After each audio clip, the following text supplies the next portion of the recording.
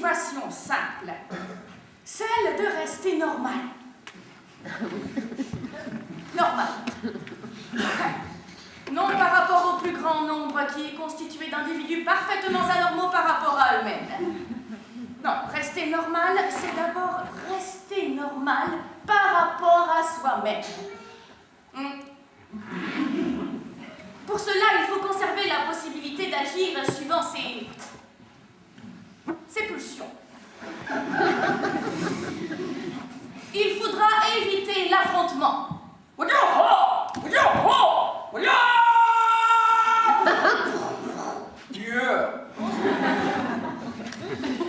Car de ce dernier surgira forcément une échelle hiérarchique de dominance. Et il est peu probable qu'elle puisse satisfaire car elle aliène le désir à celui des autres. Mais à l'inverse, se soumettre.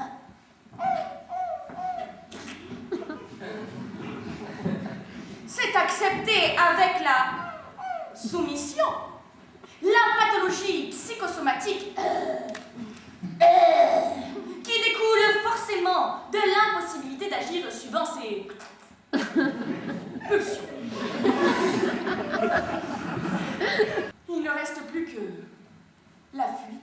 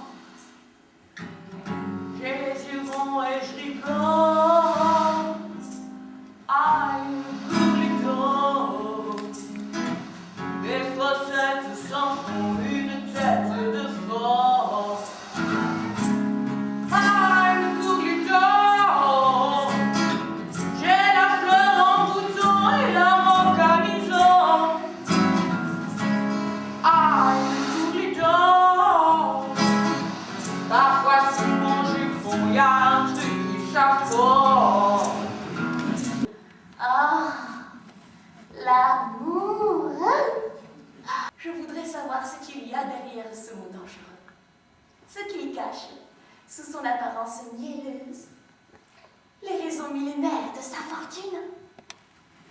Retournons aux sources. Nous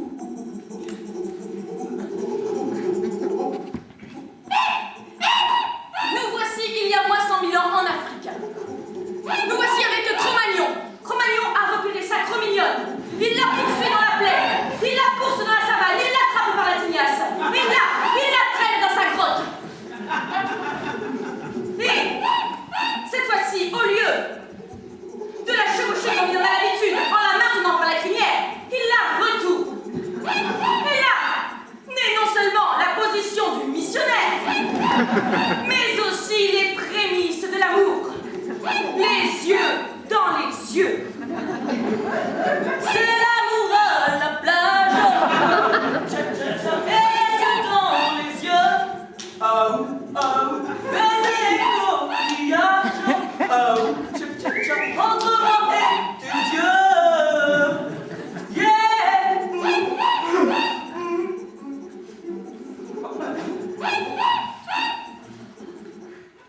Trêve de plaisanterie, ceci n'est pas du laborie.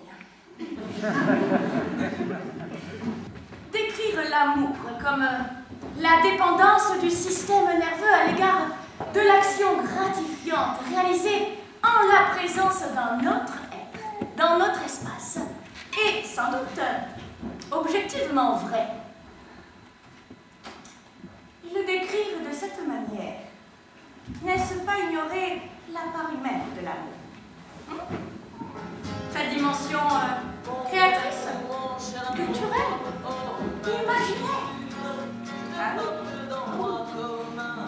Pour l'amour cela sans savoir, regarde passer des pétantes après moi, mots que j'ai tressés et qui coûtent tes grands yeux, aussitôt perdus. Il n'y a pas d'amour heureux. Sa vie, elle ressemble à ces soldats sans